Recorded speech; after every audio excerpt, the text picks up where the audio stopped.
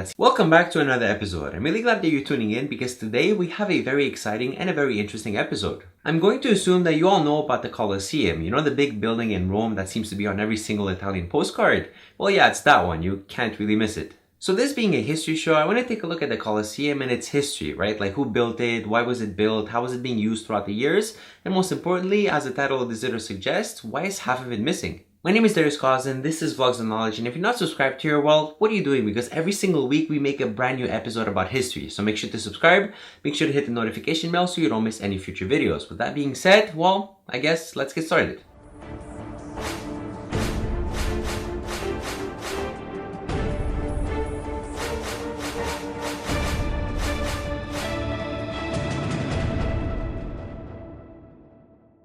So the Colosseum, right? Like we've all heard about it, we've all seen the pictures, and some of us have actually been lucky enough to see it in person. It's a very wonderful monument, it's very big, it's really just awe-inspiring. Like it makes you think like, wow, how are these Romans able to build such a massive building? And I mean, on this show, we've seen massive buildings being built by ancient civilizations, for example, the Greek temples or even the Egyptian pyramids, but this, well, it was a little bit different. The Colosseum was built primarily to send a message. It was built to send a message that Rome was still very much so the center of the ancient world. But before we get into all that, as always, let's put all this in historical context and get some background. Without going too much into it, I think it's safe to say that Rome has had a pretty big and complicated history, right? Like for a while it was the biggest empire in the world. Like there's a lot to talk about. It began as a republic in the 6th century BC, then towards the year 27 BC it became an empire, and finally in the year 476 AD it was split into two, officially ending the Roman Empire as people knew it. When it was a republic, it was ruled by senators, and when it was an empire, it was ruled by emperors. You had many emperors that came and went, each adding his own little influence to the city, only to be taken over by the next emperor. Sometimes you had stability with one emperor that would last a few decades, sometimes you had chaos where you had multiple emperors within the same year. Like Rome, really, it had it all.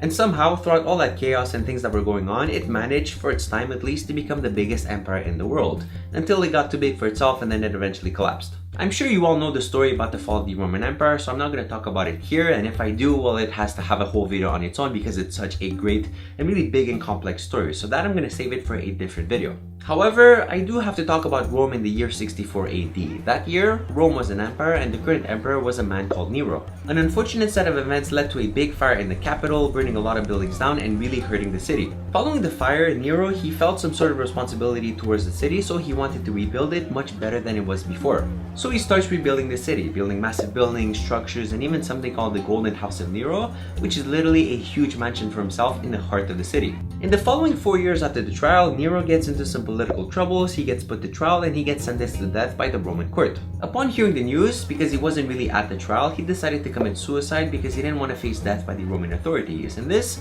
effectively made him the very first Roman emperor to have committed suicide.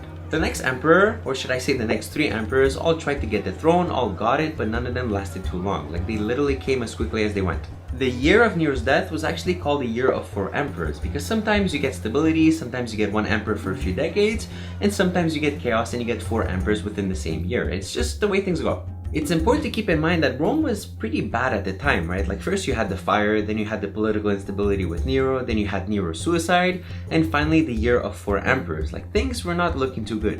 They needed to send some sort of message that they were still very much so the center of the ancient world. They needed something big, something monumental, something that would really get the message across. So they decided to build a massive dome that would not only send a strong message to everybody else, but also serve a purpose for the Roman citizens. In the year 72 CE, just a few years after Nero's death, they began work on the Colosseum. They built it where Nero's golden house was. They basically tore it down and just made space for the Colosseum. The project took 3 emperors and 10 years to complete. It was officially finished in the year 80 CE and was open to the public with the announcement of 100 days of non-stop gladiator combat. 100 days of non-stop gladiator combat. That's one way to open the Colosseum. I think that's the best and the only way that you could open the Colosseum. I mean, come on, 100 days non-stop. Like that must have been amazing. The Colosseum is a massive dome structure that measures 189 meters by 156 meters in diameter and stands 45 meters tall. It has 4 stories and 3 of them have unique arch designs. There were a total of 80 entrances to the Colosseum, 76 of them being reserved for the public, which were ticketed and led to the seat sections, 2 entrances were reserved for the gladiators, one for the losers and dead bodies, and another one for the winners. And finally, 2 entrances were specifically reserved only for the emperor's use. This was a massive monument that was built to attract people from around the world and also provide the Roman citizens with some entertainment. The events would literally run from dusk to dawn, and there was always something to see should you want to go to the Colosseum, right? Like, it was there going to the movies, it was there going to the concert. Instead of going to a concert, you would go to the Colosseum, watch some gladiators fight to the death. That's what the Romans did. Like, it was just a different time. A typical day at the Colosseum might start with some fake fights, people fighting with wooden swords. Then you would have a mock naval battle where they would actually flood the entire arena with water and have like ships fighting around. Then you would get the bloody gladiator fights, and finally you had some exotic animal hunting. They would make the arena look like it was actually a jungle forest, and you would have a lion being hunted by a man with a spear. Like, they went all out. The hunter would usually win with just one spear hit because the odds were stacked against the animals. You had lions, you had tigers, you had elephants, you had bears, and you even had whales. Like whales in the Colosseum. Like, yeah, that was a thing. The emperor was usually present even though he wasn't particularly interested in the events that were going on that day, and you as a Roman citizen, this was a good opportunity for you to see your emperor because you didn't get to see him all that often. And of course, the emperors were always there to decide if the gladiators gets to live or if it gets to die. Like, the ambiance and the vibe of that Colosseum was just spectacular, and if you're gonna have events like this every single day, you're going to attract people from around the world, and it really was the center of Roman life and arguably the center of the ancient world.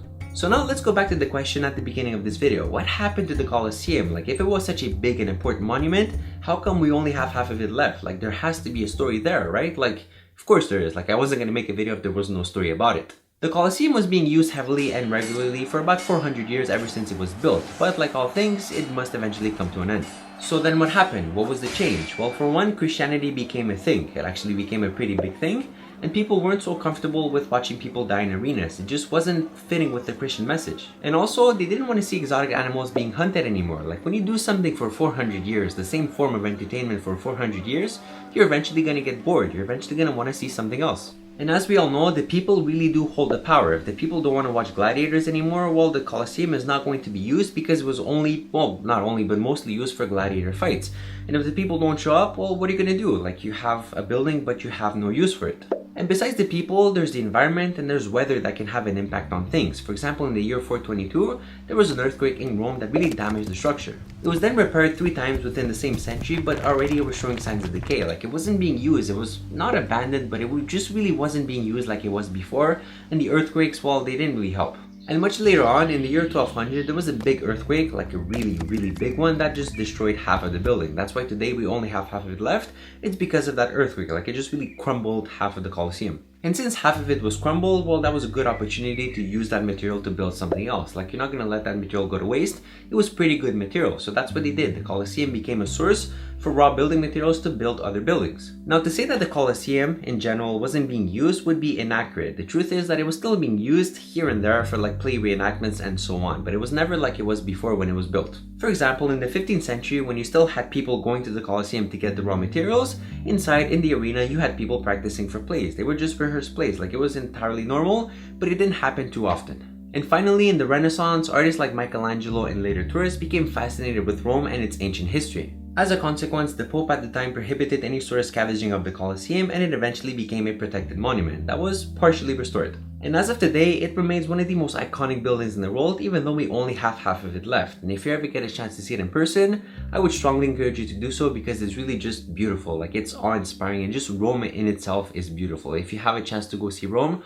please go see it. Like, trust me, just go see it. So that was a brief history lesson on the Colosseum and what it went through. I really hope that you've enjoyed this video, and if you did, please leave it a big thumbs up and make sure to subscribe so you don't miss any future videos. Also, make sure to click the notification bell because it really helps me out a lot and it shows me that you enjoy my content and that you want to see it as soon as it comes out. And now it's time for questions. What did you know about the Colosseum before I made this video? And are you sad about the fact that we kind of just sort of abandoned the Colosseum? And did you ever see it in person? Please do leave me a comment. I would love to read and answer them all. And if you do, bonus points for you. You might get featured next week's video as a fan of the week. As you know, and as I say at the end of every video, I haven't talked about everything, and the things that I did talk about, well, I haven't gone into too much detail. That's okay, I'm actually doing this on purpose because I want you guys to go out and research on your own and maybe learn a thing or two. With that being said, my name has been Cosden. You can follow me on social media, the links will be in the description. It's been an absolute pleasure, and I will see you all next week.